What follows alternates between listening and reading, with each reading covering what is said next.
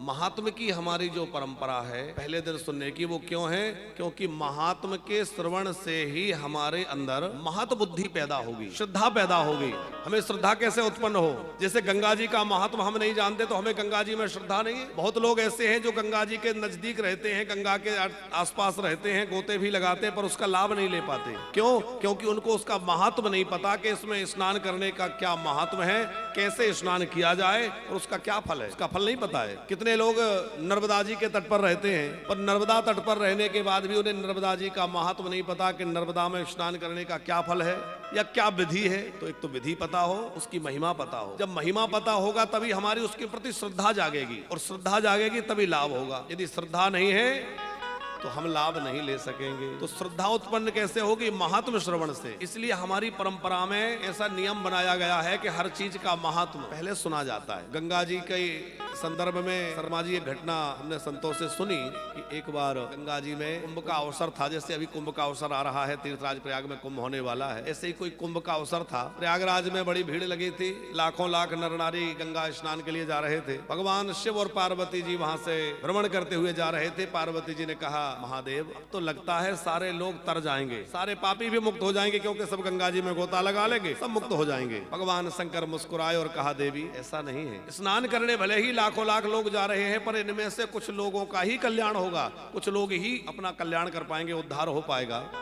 पार्वती जी को बड़ा आश्चर्य हुआ, ऐसा कैसे हो सकता है? पर्व एक ही है, मुहूर्त एक ही है, गंगा जी भी वही है, स्नान करने वाले इतने लोग हैं, तो फल अलग अलग कैसे हो सकता है? सबको एक जैसा फल मिलना चाहिए। भगवान महादेव बोले, देवी उसका कारण ये है कि जिसकी जैसी श्रद्धा होगी उसको उतना फल मिलेगा। ये फल जो प्राप्त होता है वह श्रद्धा के अनुसार प्राप्त होता है। पार्वती जी बोली, ये बात आपकी मेरे तो कुछ समझ में आई नहीं, ऐसा कैसे हो सकता है?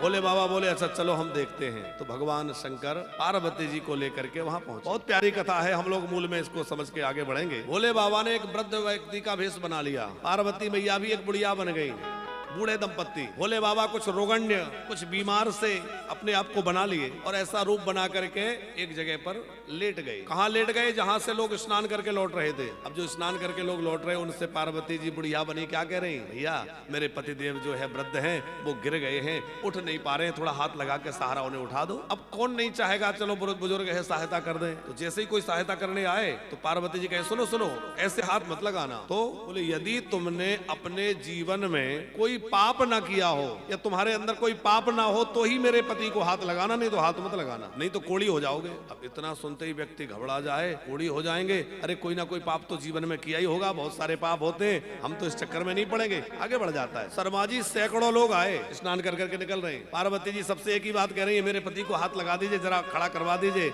और वो क्या कहती है कि देखो कोई पाप तुम्हारे अंदर ना हो तो ही करना, नहीं तो कोड़ी हो जाओगे। अब व्यक्ति डरता है। एक व्यक्ति आया, तमाम लोग निकल चुके हैं, कोई नहीं छू रहा है डर के कारण। एक व्यक्ति आया, उसने कहा, अरे मैया तू क्या कहती है पाप ना हो? अरे अभी अभी देख नहीं रही मैं गंगा जी में गोता लगा के आ रहा हूँ, चाहे जितने मैंने पाप किए हों, पर अभी अभी मैंने गंगा में गोता लगाया, मेरे सारे पाप जल के भस्म हो गए, अब कोई पाप नहीं है, मैं उठा के खड़ा कर देता हूँ। उसने हाथ पकड़ के और उनको खड़ा कर दिया बुजुर्ग को। बुजुर्ग क्या, वो तो भगवान महादेव थे। भगवान शिव आशीर्वाद दे के चले गए और पार्वती जी से कहा, देखा इतने लोग स्नान करके गए, पर बस वो स्नान कर रहे हैं, उनके मन में ये दृढ़ भरोसा नहीं है कि स्नान करने से हमारे पाप भस्म हो गए। उन्हें तो लग रहा है चलो सब स्नान कर रहे हैं, हम भी कर लें। लेकिन इस व्यक्ति के अंदर दृढ़ भरोसा है कि मैं गंगा में गोता लगाया तो मेरे सारे पाप जल के भस्म हो गए, अब मेरे अंदर कोई पाप नहीं रहा, मैं पूरी तरह निष्पाप हो गया, इसको पूरा पूरा फल मिलेगा। तो हमारी कितनी श्रद्धा है उतना फल मिलता है। जैसे गंगा जी का है वैसे ये भी कथा भी गंगा है, वो भागीरथी है और ये भागवती गंगा है, दोनों गंगाएं हैं, दोनों नदियां हैं। देखो वो कथा गंगा, ये कथा गंगा है और वो भागीरथ के द्वारा लाई हुई भागीरथी गंगा है। वहां जल है तो वहां उसमें जो है गंगा में पानी है और इसमें एक संत की सिद्ध संत की वाणी है, उसमें पानी इसमें वाणी। अच्छा गंगा जी में आप जाइए कभी हरिद्वार और उसके ऊपर ऋषिकेश और थोड़ा ऊपर कहीं चले जाइए तो धारा बड़ी तेज बहती है और पैर फिसल जाए क्या होगा? निकलना मुश्किल है, जंजीर पकड़ के लोग नहाते हैं। अच्छा वैसे भी नीचे चले जाओ तो ज्यादा जहाँ गहरी गंगा जी वहां भी डर रहता है डूब ना जाए। तो गंगा जी में स्नान करने में यदि आप डूब गए, इसमें यदि आप डूब गए तो उबर जाओगे साहब, जीवन मुक्त हो जाओगे। इसमें जितना गहरा गोता लगाओगे उतना ही आनंद बढ़ेगा। गंगा तो वो भी है और गंगा ये भी है। दोनों अपनी अपनी जगह श्रेष्ठ हैं। उस गंगा की महिमा भी कम नहीं है।